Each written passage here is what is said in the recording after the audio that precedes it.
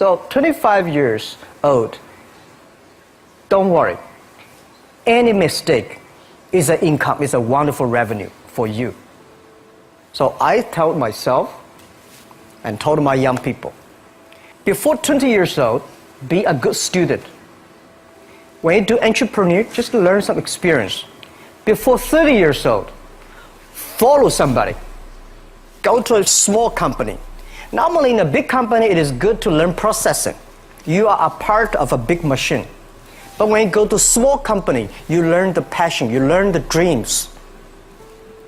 You learn how to do a lot of things at one time. So before 30 years old, it's not which company you go, it's which boss you follow. It's very important. A good boss teaches you differently. And from 30 to 40 years old, you have to think very clearly, you're working for yourself if you really want to be an entrepreneur. When you're 40 to 50 years old, you have to do all the things that you are good at. Don't try to jump into the new area. It's too late. You may be successful, but the rate of dying is too big. So 40 to 50, think about how can focus on things that you are good at. But when you are 50 to 60 years old, work for the young people. Because young people can do better than you. So rely on them, invest on them, making sure they're good. So when you are over 60 years old, spend time for yourself. On the beach, sunshine, right? It's too late for you to change normally. But this is my advice to the young people. 25 years old, make enough mistakes. Don't worry. You fall, you stand up. You fall, you stand up. Enjoy it. 25 years old, enjoy the show, enjoy the show. I did not have a rich father. Tried 3 times for university, all failed. I applied for Harvard for 10 times, all failed. They don't even want to see me. For the last time, I went to the teachers' college, which was considered the 3rd or 4th class of my city. So I applied jobs for 30 times, got rejected. It was so difficult at that time. I was so frustrated because I taught in the university. My pay was $10 a month. Because I could not find a good job in 1994, discussed that I'm going to do something called internet. And 23 of them against it. They said, this is a stupid idea. We have never heard about internet. And you know nothing about computer. And I never thought I was smart. Nobody believed that I could be successful. Because everybody say, well, this guy think differently, think crazily. They think about something never work. I tried to borrow $3,000 from the banks. Took me 3 months, but I still cannot get it. We talked to over 30 or 40 venture capitalists. Everybody said, no, forget it. A lot of people said Alibaba is a terrible model. As I said, I believe it. I think this thing could be big. I never thought it would be that big like today. But I believe that something is waiting for me there. And I have to work hard to prove myself. That was the tough experience. So we gathered $50,000 from 18 founders. We started. For the first 3 years, we did not have even $1 revenue from our business. It was not easy. Why it keeps us going ahead, going forward? Because I received lots of email of thanks from the customer. They say, this is such a great thing. We cannot pay you, but this thing helped us. If you keep on helping us, one day you will be successful. And I believe this. Little by little, we build up our business. Little by little, we build up our ecosystem of the infrastructure. And now, after 16 years, we have an Alibaba group, we have a Tmall group, we have a Taobao group, we have Alipay. And people said, you are so smart. How could you make a company like that? Bill Gates, Warren Buffett, Jack Welch, Larry Page, Mark Zuckerberg. The difference between those people and other people, they are always optimistic for the future. They never complain. They always try to solve the problems of the others. When you're optimistic, it's always opportunity. People, same here today. Jeff, where is the opportunity? I don't have a job. I don't have this. I don't have that. We are at the best time of this century. The best assets you have is that you are young. Don't complain. Let the other people complain. The opportunity always lies where people complain. Think about how you can make things different. Is there anything I can do that make the difference? And then when you think about this, start to do it. I saw a lot of people, young people, have fantastic ideas every evening. But in the morning, they go to the office same again. Being an entrepreneur, you have to do the things before the other people do. You have to wake up before the other people wake up. You have to be more brave than the others. Use your instinct. Everything you do is to the need of the customer. To everybody, to any person, tomorrow is new. Make the move, make the action. Whether investors believe it this or not, whether your friends believe it or not, whether your parents believe it or not, that's not important. You believe it, your team believe it, and work day and night on this. That's how the things happens. Make enough mistakes. You fall, you stand up. Any mistake is an income, is a wonderful revenue. Don't worry about the money. Money follow the people. People should follow the dreams. If you have a dream, just to go ahead. I think nobody can conquer the world. We only can serve the world. Either work for the others or work for yourself. And I choose the way, work for myself. Working for myself, that means working for the society. If you really want to work for yourself, think about the others. Because only when the other people are successful, when the other people are happy, you will be successful, you will be happy. I think today people worry a lot about the world, about the economy, China, economy in the world. But I'm very optimistic. When people start to worry, that is the opportunity is. I worry about the blood testing, and she created good things. And I think great innovations, great companies always happen in the tough times. Life's like the music. You have up, you have a down, you have a long, you have a short notes. And I like your American movie. Life is like a box of chocolate. You never know what you're going to get, right? So I'm pretty optimistic. The opportunity in the future for equality is huge, because in the last century, the IT is for big companies. The globalization is for big companies. But now with the technology, we can serve those 80% of the companies that never been served. We can serve the 80% of the young people that have never been served. Technology for internet is so cheap, so easy to use. One of the reasons why we grow in China e-commerce so fast, much faster than the USA, because our infrastructure of commerce in China was too bad. When it is too bad, something happens and goes. Today we are working on the rural areas of China. I can never imagine that China, about 800 million people still live in the rural areas, are farmers. And there are about close to 200 million people. Their income is less than $1 per day. And before the internet, it's impossible for these guys to reach the PC because it's so difficult. Even people like me, I don't know how to use a PC. But now 80% of the farmers, those people using mobile phones. When I have the mobile phones, the internet, the data, things change a lot. So I'm excited about the future.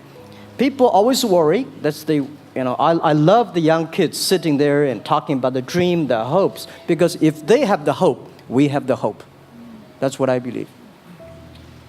And let's just take what you do. And I've loved every description I've ever heard about how you serve people, and your story about the bamboo farmers and your wife and her friends. It was fabulous. But where's this going?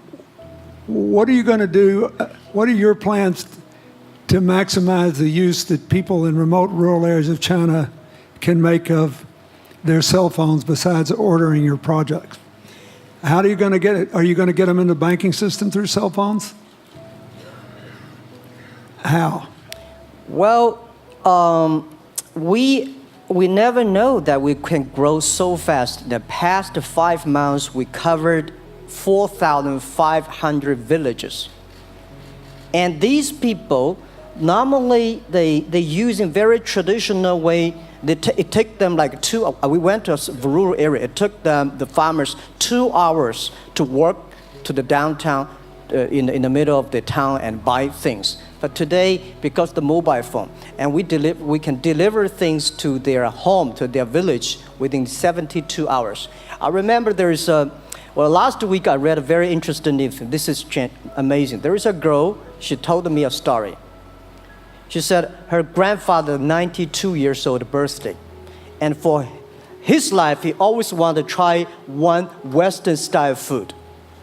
But he lived in the rural areas. There's no such restaurant food. So she said, I tried on the internet, book a restaurant dinner for Western food, delivered to that village. And they finally immediately find one restaurant. There are 3 guys. They took like a 3 days bus from Shanghai to that village, made an Italian spaghetti and a beef for them for this 92 years old birthday. And whole village was excited. Everybody said, wow, you can order food, Western style food. So buying almost everything. And also we're helping, there are a lot of farmers, they plant a lot of apples, great apples. But 90% of the apples rotted because there's nobody buy them. They normally buy by track. If you sell the apples, they sell whole track. And using the traditional way, they can sell by whole basket of the apples. But now, because of the internet, they sell by one. Each apple, they sell $1. Or 1 RMB or 2 RMB for each. So the farmers see using internet, they can buy and sell using the mobile phone. That changed their lives. And I think it's exciting. And people need examples when they see, my neighbor made money through online to selling things. My neighbor buy much interesting things online. People start to learn. And more people start to buy the mobile phones. We cannot make all the mobile factories to sell phones to them. Only they know the mobile phone really works, helping change their lives, they start to buy the mobile phones. Just one more question. And then, do you think this will make the current problems like the current problem in China less likely? That is, if we'll have more market information and the market will drive where the investment goes instead of the government trying to make judgments about, I better build another housing development or office development here, there, or yonder, and you wind up with a bubble. If it comes from the bottom up, is it more likely that fewer bad things will happen?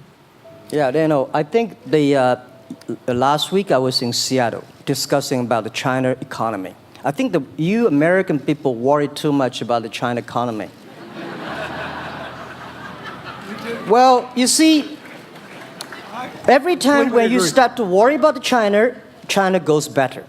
Every time you think China is in problem, we'll get better. But when you have to say, you have a high expectation of China always a problem.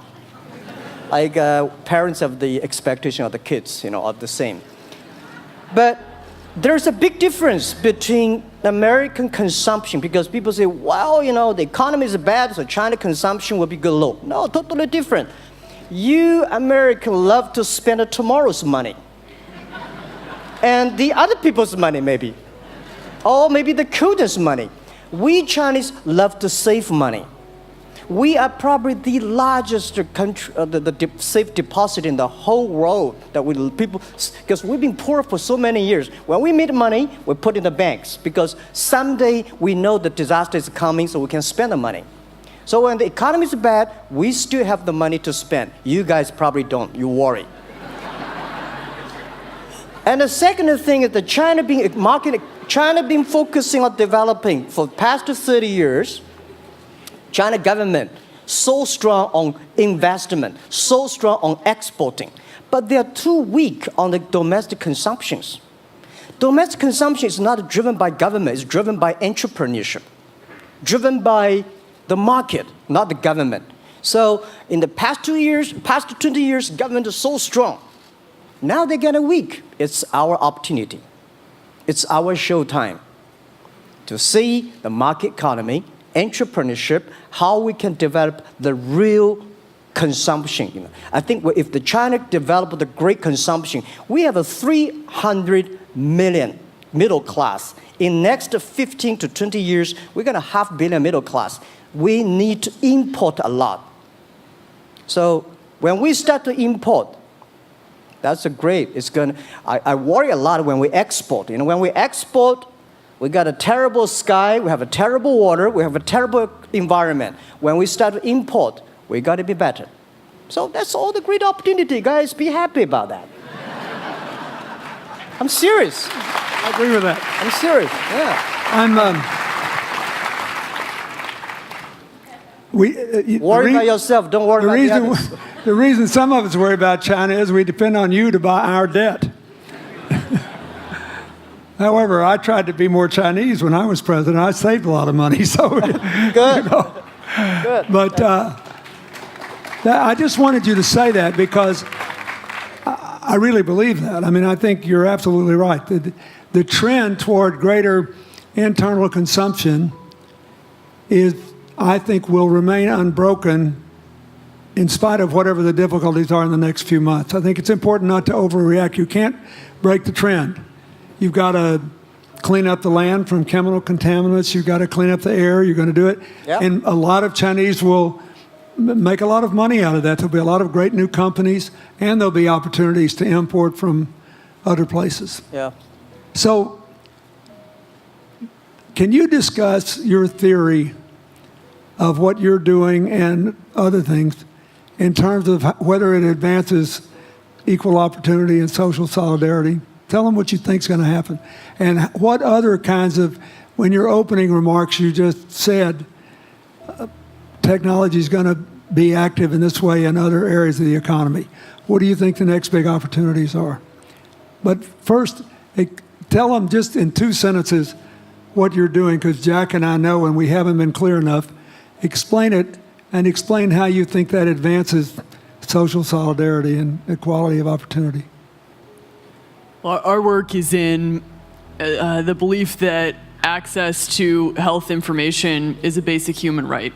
And that lab information, particularly because lab data drives 70% of clinical decisions, needs to be accessible to people before they're sick. So if you look at the word diagnose in the dictionary today, it says to determine the presence of disease from symptoms, which means by definition, we're determining that people are sick once a disease has already progressed.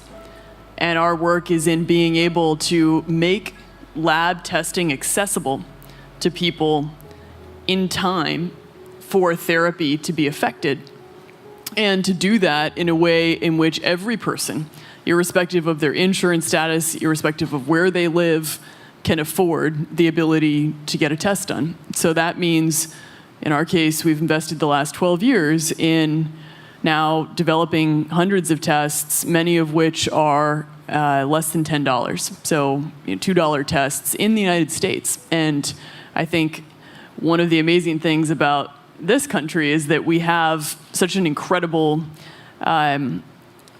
ecosystem for fueling creativity, and that creativity can create new markets. So in answer to your question about the market being able to conform itself to social good, I think the creativity that goes into creating these new technologies creates new markets in and of themselves. And our basic belief is that those new markets come from empowering individuals and enfranchising individuals and trusting that individuals have the capability to engage with information, and in accessing that information, beginning to take control of their own outcomes and their own health outcomes, and in doing so, changing the way our healthcare system works. Think what this could mean for rural China, for rural India, for Native American reservations in America, for the Mississippi Delta, for the remote areas of where all the jobs were lost from coal. You're all of a sudden giving people information. And one of the most important things I think we did in my second term as president in the healthcare front, was develop this diabetes self-care program. And all of a sudden, Jack's company could be delivering the means to self-care based on your test. I mean, I think that this is a very big deal. We all want to live as long and as well as we can. And Craig Venner was here. We were joking about whether we'd make it to 100. But in the meanwhile, you want to keep people healthy. And if they're sick, you want to intervene early, not late. Yeah. Well, and if you look at, the ability to engage with this information, we have a $4 trillion healthcare problem in this country. 20% of it is type 2 diabetes, which is reversible. And we have 90 million Americans who do not know they are pre-diabetic. But access to information and the ability to engage with that information is the foundation for being able to change those outcomes and cost, right? One more fact, and then I want to call on Jack. You founded this company 12 years ago, right? Yeah. Tell them how old you were. I was 19. Yeah. So, don't worry about the future. We're in good hands. So, I was thinking about 19, where I am. 19, I've not passed the examination for university yet. I failed 3 times, but I think it worked out. I'm not good at schooling. Well, yeah, that's why I give confidence to a lot of young people in China. If Jack Ma can be successful, 80% of the people can be successful. People like her, we're jealous. Well, equality, I would like to make a little bit technology helping, because yesterday I was joining the UN Women Conference about gender equality.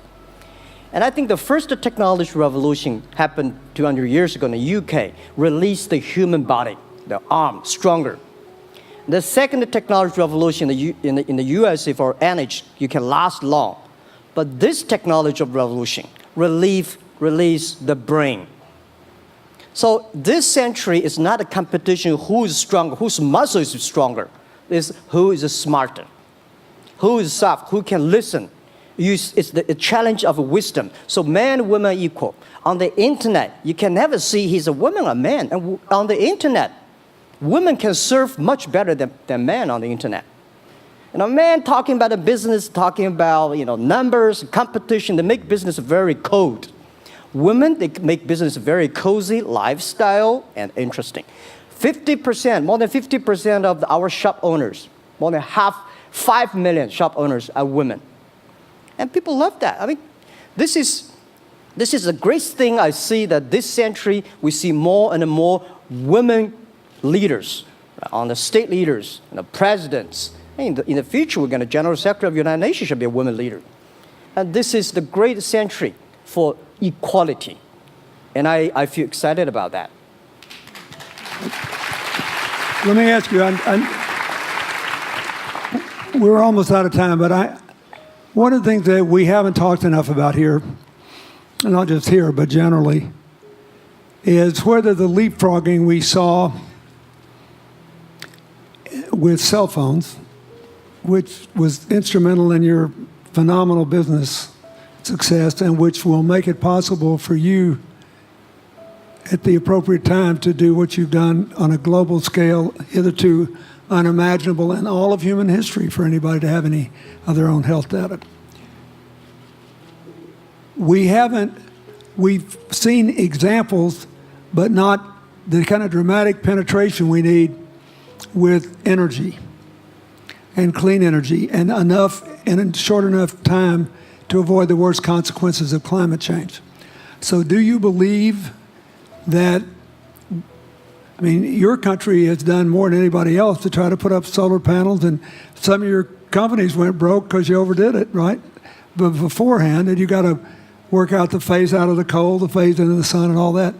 Meanwhile, Africa, which is growing like crazy because of the cell phone in no small measure, and has 6 of the fastest growing countries in the world, still has vast swaths of its land totally dark at night. Do you believe that it's possible for us to scale up with distributed solar power rather than centralized as quick as we did with the cell phone? And if so, and if that were your business, if you had to quit what you're doing today and start there, how would you do it? And how would you do it? Lady first, I know that.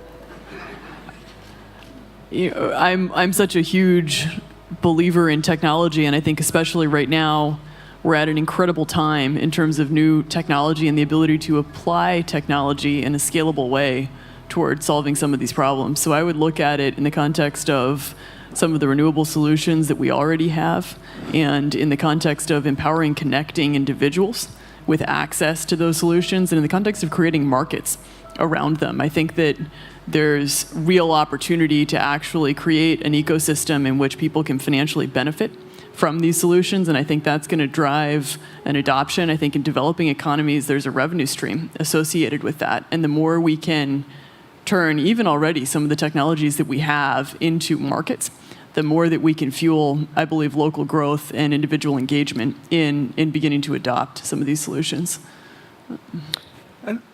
Just related to that, Jack, you answer it, and then I'll ask you one final question. Yeah, I am a strong believer that technology can make world much better, because people say China economy is getting slower. I'm happy about the 7%, even 5%. Even 5% of the GDP of the number of China, of the second largest economy, is big enough. But you don't expect China keep on growing 11%. Because like one human body, when you are 1.8 meters tall, you cannot keep on like a 10% grow every year. You have to grow the quality, your mind, the wisdom. So I think China needs new technology to solve these problems, and which today the data, the clean technology, all these things that China is supposed to do, if we keep on the tradition, the old ways, we'll go nowhere. This is why I feel excited, because people ask me, what is your dream now? Because I never thought I would be today. I can sit here talking to president. I'm like a guy, on the street, and like failed 3 times for university, 5 times for high key schools. I applied for 10 times in Harvard school, all rejected. I never thought, because of the technology, because the internet give me this opportunity. So I'm think when I retire, I don't want the Chinese people have a terrible water to drink, unsafe for food, and the money we make all spent in the hospital. That's disaster. So how we can using the technology to enable young people, the great chance of this world, don't worry about it. We got 1.4 billion people who were born in 1980s. They are the people of the internet times. They are going to have new ways to solve the world problems. The things you are worried about today, they can solve it. And human beings have these kind of worries for centuries. And young people can always solve it. And today, when you have a right direction, clean energy, the climate change, all these issues, they will be solved, and these are the great opportunities ahead of us. Anything else? I agree with that. I think the more we can enfranchise people, the more we can create ecosystems in which individuals are empowered, the more we give rights to individuals to be able to build businesses, to be able to pursue the economic benefit of technologies, the more you see these markets change. Before they leave the stage, I want you to look at them. And I want you to think about the time we have had to spend here dealing with the refugee problems in Syria and Lebanon. Stand up, Elias.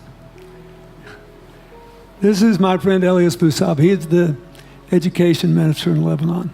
He's got to educate all these kids. And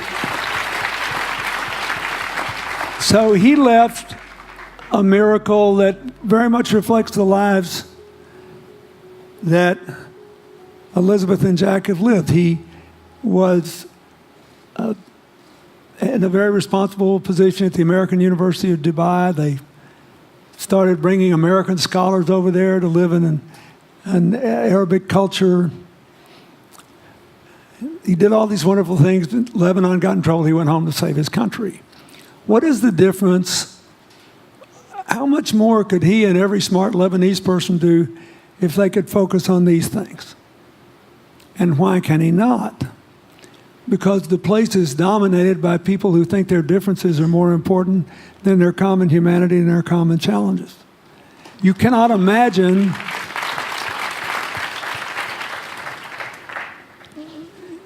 Jack Ma's proud of being Chinese. I like that.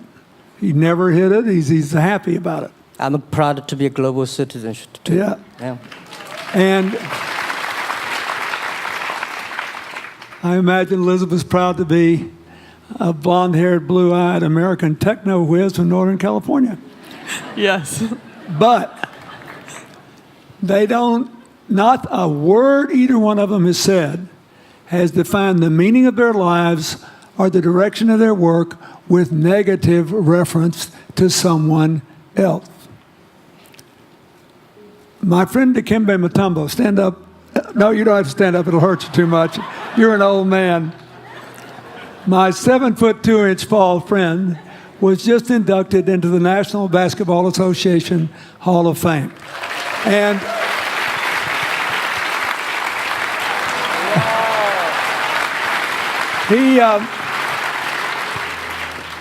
my whole family loves him. And I have seen how much he has given back to his native country, Congo, which has been so troubled. I've known him a long time. We both went to Georgetown University. I did before he was born, I think. I've never heard him say a resentful thing about anybody. I have seen him give and give and give and try to give the people in his native land opportunities. Why am I telling you this?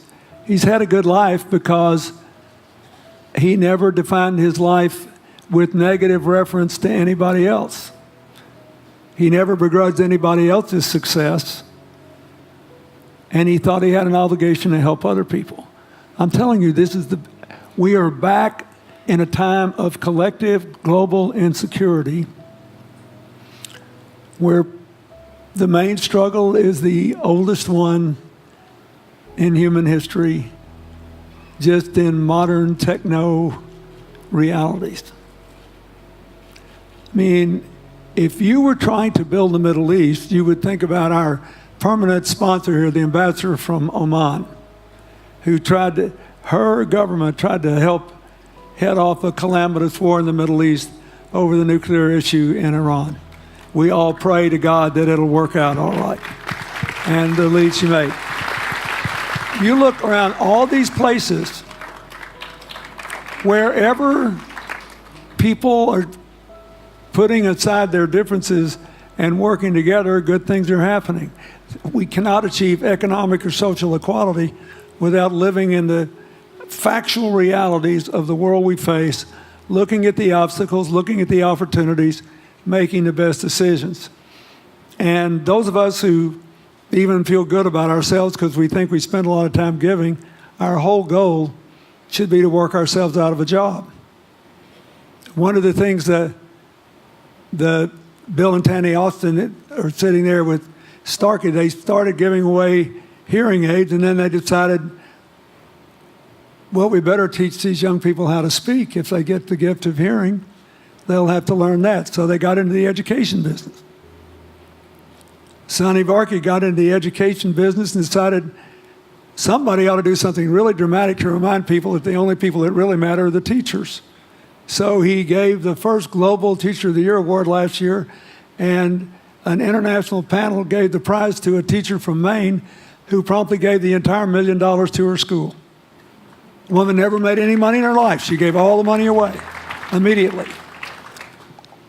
The future is going to be forged by people who think of how to use the modern tools that we are given, as Elizabeth and Jack have, to create opportunity through empowerment. And it will not be a straight line. It's too many moving parts. But I just want you to think about that. The reason you feel good looking at them is that you identify with them even though they're different from you.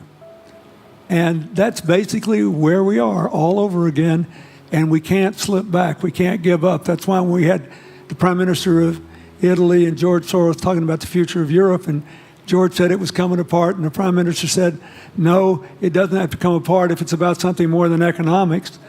I thought it doesn't have to come apart if you will it not to. And you put yourself on the line for it. There are no guaranteed outcomes today, but you can guarantee that the trend is right. So go ahead, you were going to say something, weren't you? Yeah, I just wanted to add, I mean, as we're talking about the future and from my own experience and looking at all the faces here, I think a huge part of the answer to your question is also to raise our little girls with the stereotype that they can be the best in engineering and science and math, because when they do in all of these industries, it changes everything. And we need to do that in this country, and we need to do that as parents in other countries. You know? Yeah, I was thinking about if what you say. I think about when you talk about problems, you normally it's like a politician. When you talk about opportunities, that the business people. I was thinking about how we can using this all the problems that change the problem become the opportunity. And I don't know. I just feel excited when people talk about problems. I think think about if you can solve one of them, that's the chance. And today, nobody live in this century has so many opportunities and so many tools they can use to change other people's life. And I think in the last century, which I call the IT time, this century is called the DT time, data technology. IT is to empower yourself, make yourself strong. DT is to empower the others. When you empower the others, you empower your future, yourself. So when I listen to you talk, I agree, and I think that's why we were born in this century. That's why how we can use the internet to help more people. Let's give him a hand. Thank you.